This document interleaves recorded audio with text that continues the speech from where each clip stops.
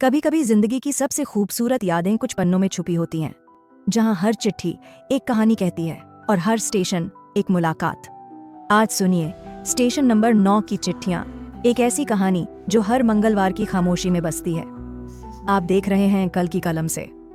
Station number 9 की चिट्ठियां, साल 1994।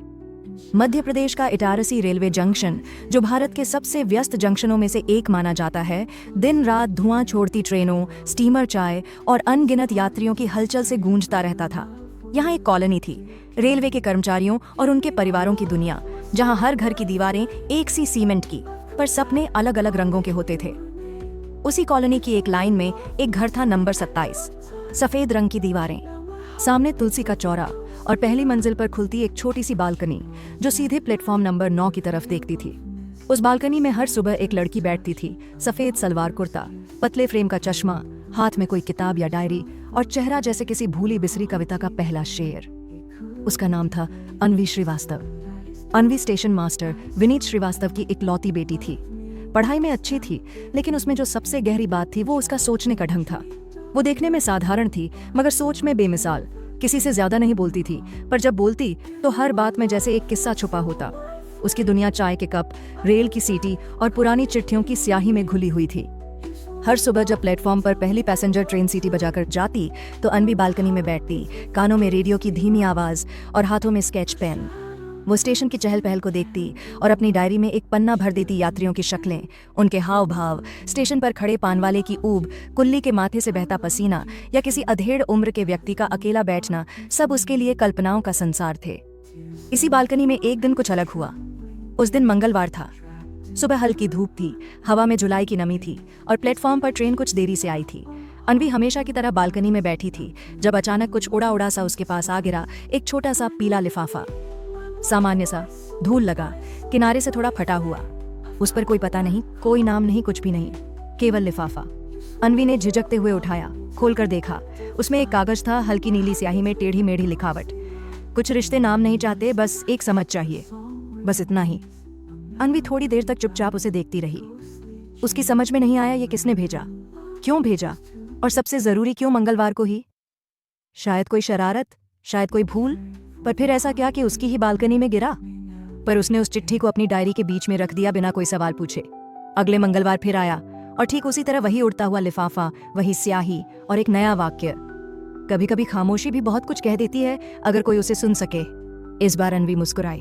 अंदर कहीं कुछ हल्का सा हिला, जैसे किसी बंद दरवाजे पर आहट हो। वो चुप रही, किसी से कुछ नहीं कहा। इस बार उसने जवाब लिखा, अपने स्केच पेन से एक चिट्ठी, बस 3 शब्दों की, मैं सुन रही हूँ। उसने उसे एक पुराने लिफाफे में डालकर स्टेशन की डाक पेटी में डाल दिया, बिना नाम, बिना भेजने वाले के लिए कुछ लिखे। और फिर यह सिलसिला शुरू हो गया। हर मंगलवार को एक नई चिट्ठी आती और हर मंगलवार को अन्वी जवाब देती। हर चिट्ठी में कोई कविता होती, कोई भाव, कभी कोई कहानी की झलक। और अन्वी जवाब में अपनी दुनिया का एक टुकड़ा भेज देती, स्टेशन की हलचल, किताबों की बातें, या कभी कभी अपने मन का कोई उलझा धागा। चिट्ठियां कभी संजीदा होती, कभी मासूम, कभी थोड़ी उदास, तो कभी उम्मीद से भरी। लेकिन एक बात हमेशा समान होती, उनमें कोई नाम नहीं होता। न सामने वाला कभी अपना परिचय देता और न ही अन्वी मांगती। समय बीतता गया। स्टेशन का मौसम बदला, गर्मियों से बारिश, बारिश से सर्दी, लेकिन चिट्ठियां आती रहीं। अन्वी अब खुद को बदलता हुआ महसूस कर रही थी, धीरे धीरे, अंदर से। वो जो पहले लोगों से दूरी बनाकर रखती थी, अब हर इंसान को थोड़ा ध्यान से देखने लगी थी। स्टेशन के पटरियों की आवाज़ अब उसके लिए सिर्फ शोर नहीं रह गई थी, उसमें वो शब्द ढूंढने लगी थी जो शायद कोई कह नहीं पाया हो। हर चिट्ठी के बाद वो घंटों सोचती, कल्पना करती, कौन है ये? कोई पास से देखता है, कोई मुसाफिर, कोई स्टेशन का ही कोई व्यक्ति। कभी उसे लगता सामने वाले को उसका नाम भी नहीं पता, पर फिर सोचती शायद नाम जरूरी भी नहीं। एक दिन उसे एक चिट्ठी मिली जिसमें एक सवाल था, क्या तुमने कभी किसी अजनबी के साथ अपना सबसे सच्चा लम्हा बांटा है? अन्वी ने जवाब में लिखा, हाँ, हर मंगलवार को। फिर एक दिन ऐसा आया जब स्टेशन पर हलचल थी। कॉलोनी में खबर फैली कि स्टेशन मास्टर विनीत श्रीवास्तव का ट्रांसफर हो गया है भोपाल। अगले 10 दिनों में उन्हें जाना था। अन्वी का मन भारी हो गया। बालकनी, स्टेशन की वो सीटी, वो प्लेटफॉर्म नंबर 9 और वो चिट्ठियां। क्या होगा अब? उसने चिट्ठी लिखी, बहुत लंबी, और उसमें सब लिखा, पहली बार, आखिरी बार। मुझे नहीं मालूम तुम कौन हो, लेकिन तुम्हारी चिट्ठियां मेरे जीवन का सबसे खूबसूरत हिस्सा रही हैं। मुझे अब जाना होगा। अगर कभी मिले तो शायद तुम्हें पहचान पाऊं, शायद नहीं, लेकिन मैं चाहती हूँ हमारी कहानियां अधूरी न रहें। तुम लिखते रहना, चाहे मैं पढ़ न सकूं। ट्रांसफर वाले दिन वो बालकनी में बैठी रही आखिरी बार। वो चाहती थी कि कोई आए, कोई कहे कि मैं ही हूं वो जिसने तुम्हारे हर मंगलवार को अपना नाम दिया। पर कोई नहीं आया। बस प्लेटफॉर्म नंबर 9 पर एक ट्रेन रुकी और अन्वी चुपचाप उसमें बैठ गई। खिड़की से देखा, डाक पेटी अभी वहीं थी, जंग लगी, पुरानी मगर अडिग। उसने अपनी आखिरी चिट्ठी वहीं डाली, स्टेशन से जाते हुए। उसमें सिर्फ एक पंक्ति थी, अगर तुम मुझे कभी मिले तो मैं तुम्हें तुम्हारे शब्दों से पहचान लूंगी। भोपाल का रेलवे क्वार्टर नंबर 18, जो कि शिवाजी नगर स्टेशन से कुछ ही दूरी पर था, बाहर से तो साधारण था। पुरानी दीवारें, खुरदरी सीढ़ियां और एक छोटी सी गैलरी जिसमें तुलसी का पौधा रखा था, मगर अंदर एक कोना ऐसा था जो अब किसी एक स्मृति का मंदिर बन चुका था। अन्वी वहीं बैठी थी, वही पुरानी डायरी, वही स्केच पेन, और अब वो चिट्ठियां जो हर मंगलवार को आती थीं, अब बस उसके पास थीं, लेकिन आनी बंद हो चुकी थीं। वो दिन भी मंगलवार था। जैसे ही स्टेशन पर पहली गाड़ी की सीटी गूंजी, अन्वी की नजरें खुद ब खुद खिड़की से बाहर दौड़ गईं। पहले जब वो इटारसी में थी तो हर सीटी किसी संदेश की तरह लगती थी, जैसे कोई कह रहा हो, मैं आ गया हूं। अब सीटी बस शोर बनकर रह गई थी और खामोशी ज्यादा बोलने लगी थी। शुरुआत के कुछ हफ्तों तक भोपाल आने के बाद उसने उम्मीद की थी कि शायद कोई नई चिट्ठी मिलेगी, शायद कोई उसका पीछा करते करते यहां तक पहुंच गया हो। पर हर मंगलवार एक इंतजार बनता गया और फिर एक आदत। उसे अब खुद पर गुस्सा आता था कि उसने उस आखिरी चिट्ठी में इतना कुछ क्यों लिखा था। क्या जरूरत थी इस कदर खुलने की, जब सामने वाला सामने आना ही नहीं चाहता था। उसने कई बार डायरी में लिखा कौन था वो, और हर बार जवाब खाली छोड़ दिया। शुरुआती दिनों में उसने स्टेशन जाकर देखा भी था, डाक पेटी, कुली, वह पेपर वाला जो कभी इटारसी में भी अखबार बेचता था, क्या कोई चेहरा जाना पहचाना लगे। मगर सब नए थे। हर शहर की तरह यहां भी अपनी रफ्तार थी, और उस रफ्तार में अन्वी की वो ठहरी हुई दुनिया जगह नहीं बना पा रही थी। भोपाल के नए कॉलेज में दाखिला लेना अन्वी के लिए किसी नए जन्म की तरह था। जहां इटारसी में उसका चेहरा हमेशा जाना पहचाना लगता था, यहां वो एक भीड़ का हिस्सा थी। नई लड़कियां, नए कमरे, नए क्लासरूम, सब कुछ नया था, लेकिन भीतर कहीं कुछ बहुत पुराना चुपचाप दबा रह गया था। कॉलेज की पहली क्लास में जब प्रोफेसर ने कहा जो कविता या चिट्ठियां लिखते हैं वो आगे आएं, तो कुछ लड़कियां मुस्कुराईं, कुछ ने सिर झुकाया। अन्वी ने कुछ देर तक खुद से लड़ाई की और फिर चुपचाप खड़ी हो गई। वो स्टेज पर पहुंची और डायरी का एक पन्ना खोला। आवाज में कोई खास आत्मविश्वास नहीं था, लेकिन शब्दों में वो गर्माहट थी जो अनुभवों से आती है। उसने पढ़ा, कुछ चिट्ठियां सिर्फ पढ़ने के लिए नहीं होती, वो जिंदा रखने के लिए होती हैं। जैसे सांस चलती रहे, जैसे कोई बहुत अपना साथ चलता रहे, बिना आवाज, बिना पता, बस एहसास की तरह। पूरे हॉल में सन्नाटा छा गया। वो पहली बार था जब किसी अजनबी जगह पर कुछ लोग अन्वी की आंखों में झांकने लगे, लेकिन फिर भी वो खालीपन जो स्टेशन नंबर 9 की बालकनी में बसा था, उसे कोई भर नहीं पाया। कुछ हफ्तों बाद कॉलेज लाइब्रेरी में उसे एक पुरानी किताब मिली, लेटर्स ऑफ अ ट्रैवलर। किताब के पन्नों के बीच एक चिट्ठी थी, बिना नाम, बिना तारीख। अन्वी के हाथ कांपने लगे। वो सोच में पड़ गई, क्या ये फिर वही है? चिट्ठी में लिखा था, तुमसे मिले बिना बहुत कुछ कह दिया, अब मिले बिना ही सब अधूरा छोड़ रहा हूं। हो सकता है मैं गलत रहा, या तुम्हारा इंतजार करने की हिम्मत नहीं थी, पर जो ट्यूसडेज हमने बांटे हैं वो अब भी मेरी डायरी में सांस लेते हैं। अन्वी पढ़कर ठिठक गई। ये वो लिखावट नहीं थी, ना वो स्याही, ना वो अंदाज, मगर भाव वही था। क्या कोई और उसे उसी तरह महसूस कर रहा था? क्या वो अब कोई नई कहानी में कदम रख चुकी थी, या पिछली कहानी अभी भी उसके पीछे पीछे चल रही थी? उस रात पहली बार अन्वी ने अपनी खुद की चिट्ठी लिखी। किसी को नहीं, किसी के लिए नहीं, बस खुद के लिए। शायद मेरी ट्यूसडेज किसी और के लिए मंडे हों, या वो किसी और कैलेंडर में अब एग्जिस्ट ही ना करती हों, पर मेरे लिए वो अब भी वही हैं, जहां चिट्ठियां उड़ती थीं और बिना नाम के दिल में उतरती थीं। कुछ दिन बाद एक किताब मेले में वो एक बूथ पर रुकी, विंटेज स्टेशनरी। वहां पुरानी डायरियां, चिट्ठियों के लिफाफे, रजिस्टर, टाइपराइटर रखे थे। एक कोने में एक टेबल पर बैठा लड़का पुराने पोस्ट कार्ड सजा रहा था। बाल हल्के लहराते, पतली फ्रेम का चश्मा और आंखों में एक स्थायी ठहराव। लड़की ने एक पोस्ट कार्ड उठाया और पूछा, क्या इन पर कुछ लिख सकते हैं? लड़के ने मुस्कुराकर कहा, बिल्कुल, चिट्ठियां कभी पुरानी नहीं होती, सिर्फ पता बदल जाता है। वो दोनों कुछ सेकंड चुप रहे। फिर अन्वी ने कहा, क्या तुम ट्यूसडेज में विश्वास रखते हो? लड़का एक पल को ठिठका, फिर धीमे से बोला, हाँ, अगर वो स्टेशन नंबर 9 की तरफ खुलती हूं तो। अन्वी की आंखें भर आईं। उसने चुपचाप अपनी डायरी खोली और बीच के पन्नों से एक चिट्ठी निकाली। वही आखिरी चिट्ठी जो इटारसी छोड़ते वक्त उसने डाली थी। उसने वो चिट्ठी टेबल पर रख दी बिना कुछ कहे। लड़के ने चुपचाप वो चिट्ठी खोली, पढ़ी और मुस्कुराया। कई बार पहचान नाम से नहीं होती, कभी कभी वो बस एक ट्यूसडे से होती है। भोपाल की सर्दियों में दिसंबर का महीना अपने चरम पर था। हर दीवार की दरारों में से आती ठंडी हवा जैसे हर खामोशी को और गहरा कर रही थी। मगर अब वो ट्यूसडेज डर नहीं देते थे। अब वो किसी पुरानी कसम की तरह हर हफ्ते लौटते थे, जैसे कोई भूला हुआ नाम फिर से पुकारा जा रहा हो।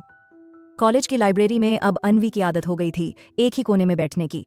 जहां पहली बार वो चिट्ठी मिली थी, वहीं अब हर दोपहर वो बैठती, डायरी के पन्ने पलटती, पोस्ट कार्ड पर कुछ लिखती। पर अब उनके नीचे एक नया नाम जुड़ गया था, आरव। वो वही लड़का था किताब मेले वाला, जिसकी आंखों में ऐसा ठहराव था मानो वर्षों से किसी का इंतजार कर रहा हो। आरव ने खुद कभी चिट्ठियां नहीं लिखी थीं। उसका मानना था कि आज की दुनिया में शब्दों से ज्यादा तारीखें लिखती हैं। फॉर्म भरने की तारीख, एग्जाम की, रिजल्ट की, रेंट भरने की। पर जब उसने अन्वी की डायरी में वो चिट्ठी देखी थी, उसने पहली बार किसी ट्यूसडे को गंभीरता से देखा। उनकी मुलाकातें धीरे धीरे किताबों के बहाने बढ़ीं। कभी कविता की किताब, कभी पुरानी स्टेशनरी, कभी चिट्ठियां जो दोनों ने नहीं भेजीं लेकिन लिखीं जरूर। एक दिन आरव ने एक पन्ना खींचकर अन्वी की डायरी में रखा। सिर्फ एक लाइन लिखी थी, तुम्हारे जवाब से पहले मैंने सवाल करना छोड़ दिया था। अन्वी ने उस रात वो लाइन 10 बार पढ़ी। पुराने डाकखाने में, जहां अब शायद ही कोई हाथ से चिट्ठी भेजता हो, एक बूढ़ा बाबू बैठा करता था। सफ़ेद बाल, मोटे चश्मे और हमेशा किसी पुरानी सरकारी फाइल में खोया हुआ। अन्वी और आरव वहां पहली बार एक लिफाफा खरीदने पहुंचे थे। बाबूजी ने मुस्कुराकर पूछा, पते के बिना भेजोगे? आरव ने कहा, हाँ, जवाब की उम्मीद नहीं है, बस भेजने का मन है। बाबूजी ने सिर झुकाया और कहा, तो फिर ये चिट्ठी कभी खोएगी नहीं। इसका रास्ता सीधे दिल की गलियों में जाएगा। वो शाम दोनों के बीच चुप्पियों की भी आवाज़ करने लगी। आरव के लिए अब हर मंगलवार एक रिवाज बन गया था। वो हर हफ्ते एक चिट्ठी लिखता, कभी खुद के लिए, कभी अन्वी के लिए और कभी उन बातों के लिए जो कभी शब्द नहीं बन पाईं। कभी वो चिट्ठियां अन्वी को देता, कभी उसकी डायरी में छुपा देता और कभी लाइब्रेरी की किताबों में रख देता। एक दिन जब अन्वी ने उसकी चिट्ठियों में लिखा देखा, मुझे अब ट्यूसडे से डर नहीं लगता, क्योंकि अब हर मंगलवार तुम्हारा नाम लिखता हूं। वो पहली बार उसके सामने रोई थी, बिना आंसू पोंछे, बिना कुछ कहे। बस उसके कंधे से सिर टिकाकर चुपचाप बैठ गई थी। मगर हर कहानी में एक पन्ना ऐसा होता है जिसे मोड़ना पड़ता है, चाहे दिल चाहे या नहीं। कॉलेज में एक नई स्कॉलरशिप आई थी, अमेरिका के एक राइटिंग इंस्टीट्यूट की तरफ से। लिमिटेड सीट थी और उसमें अन्वी का नाम आना लगभग तय था। आरव को इसका अंदाजा था। जब एक शाम दोनों पुराने स्टेशन की बेंच पर बैठे थे, आरव ने कहा, तुम्हारी चिट्ठियां अमेरिका भी पढ़ेगा अब। अन्वी ने धीमे से कहा, तुम्हारी इजाजत के बिना नहीं जाऊंगी। आरव मुस्कुराया, इजाजत मांगी नहीं जाती, दी जाती है। और जहां ट्यूसडे समझने वाला कोई हो, वहां डरने की जरूरत नहीं। अन्वी ने पहली बार उसका हाथ थामा था, धीरे से, जैसे कोई पहली बार किसी और की धड़कन महसूस करता है। चंद हफ्तों बाद अन्वी के नाम वो ऑफिशियल लेटर आया। पूरा कॉलेज खुश था, लेकिन अन्वी की आंखें सूनी थीं। खुशी और खामोशी साथ साथ चल रहे थे। रात को आरव ने उसे स्टेशन बुलाया, वही पुराना स्टेशन नंबर 9, जहां से उसकी भोपाल की कहानी शुरू हुई थी। आरव पहले से वहां खड़ा था, हाथ में एक किताब और उसके अंदर एक आखिरी चिट्ठी।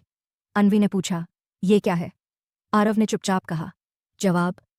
वो चिट्ठी थी, जब तुम चली जाओगी तब ट्यूसडेज को मैं खाली नहीं रहने दूंगा। हर हफ्ते मैं एक चिट्ठी लिखूंगा, उसी स्टेशन पर, उसी बेंच पर, जहां तुम्हारी मुस्कान ने मेरी ट्यूसडेज को नाम दिया था। तुम्हारे जाने से कुछ रुकेगा नहीं, बस अब जवाब भेजने की बारी मेरी होगी। अन्वी अब तक चुप थी। फिर उसने धीमे से कहा, अगर मैं हर हफ्ते तुमसे बिना भेजे चिट्ठियां लिखती रही, तो क्या तुम बिना पढ़े जवाब लिखते रहोगे? आरव ने उसकी आंखों में देखा और कहा, नाम अगर जवाब बन जाए तो चिट्ठियां लिखनी नहीं पड़ती, सिर्फ महसूस करनी होती हैं। स्टेशन नंबर 9 पर अब हर मंगलवार आरव को देखना आम बात हो गई थी। हाथ में वही पुरानी डायरी, पास में कुछ अधूरी चिट्ठियां और जेब में एक पुराना लिफाफा। वो बेंच अब उनकी मुलाकातों की गवाह बन चुकी थी। उस दिन भी आरव वहीं था, मगर उसके हाथ में अब कोई चिट्ठी नहीं थी, बस एक पतला सा लिफाफा जिस पर सिर्फ एक शब्द लिखा था, तुम। अन्वी वहां पहुंची। उसके पास अब न कोई सवाल था, न कोई डर। वो चुपचाप उसके बगल में बैठ गई। कुछ पल तक दोनों ने कुछ नहीं कहा। फिर आरव ने लिफाफा उसकी ओर बढ़ाया। इसमें कुछ नहीं है। अन्वी ने आश्चर्य से पूछा, तो फिर दिया क्यों? आरव ने कहा, कभी कभी खाली जगहों में सबसे ज्यादा लिखा होता है, बस पढ़ने वाले को भरोसा होना चाहिए। वो एक पल चुप रही, फिर धीमे से बोली, अगर इसमें कुछ नहीं है तो मैं इसे अपनी चिट्ठी मान लूं? आरव ने सिर हिलाया, हाँ, मगर जवाब भेजना मत भूलना, चाहे शब्दों में हो या खामोशियों में। 2 दिन बाद की सुबह अनवी की फ्लाइट थी। शहर धीरे धीरे पीछे छूट रहा था। एयरपोर्ट पर खड़ी वो आखिरी बार डायरी पलट रही थी। हर पन्ने पर आरव की लिखी कोई न कोई पंक्ति, कोई तारीख, कोई अधूरा सा नाम। जैसे ही बोर्डिंग अनाउंस हुआ, उसने आखिरी पन्ना खोला। वहां कुछ नहीं लिखा था, बस एक पोस्ट कार्ड रखा था। पीछे लिखा था, अगर एक दिन इस पोस्ट कार्ड पर कुछ लिखने का मन हो तो बस इतना लिख देना कि तुम आज भी ट्यूसडेज को मुस्कुराती हो या नहीं। कुछ साल बीते। भोपाल अब सिर्फ एक नाम नहीं था, एक फीलिंग बन चुका था। अनवी अब न्यूयॉर्क में थी, एक वर्ल्ड फेमस लैंग्वेज इंस्टीट्यूट में। उसकी कहानियां अब प्रकाशित होती थीं, पर वो हर कहानी में एक किरदार छोड़ देती थी, बिना नाम का, जो हर मंगलवार किसी स्टेशन पर इंतजार करता था। एक दिन उसे अपने पब्लिशर से एक मेल मिला। आपकी अगली किताब का नाम क्या रखें? वो देर तक स्क्रीन देखती रही, फिर टाइप किया, मंगलवार प्लेटफॉर्म 9। और उस दिन सालों बाद उसने पहली बार एक चिट्ठी लिखी। पता, स्टेशन नंबर 9, पुराना प्लेटफॉर्म, भोपाल। प्रेषक वो जो आज भी ट्यूसडेज को मुस्कुराती है। जब भी दिल को कोई बात कहना हो, चिट्ठियां खुद ब खुद बन जाती हैं। स्टेशन नंबर 9 पर हर मंगलवार की मुलाकातों ने यह साबित कर दिया कि प्यार के लिए शब्दों से ज्यादा एहसास जरूरी होते हैं। अगर आपको ये कहानी पसंद आई हो तो कमेंट में बताइए और कल की कलाम सी के साथ जुड़िए, जहां हर कल की कलम से निकलती हैं अनकही दास्तानें।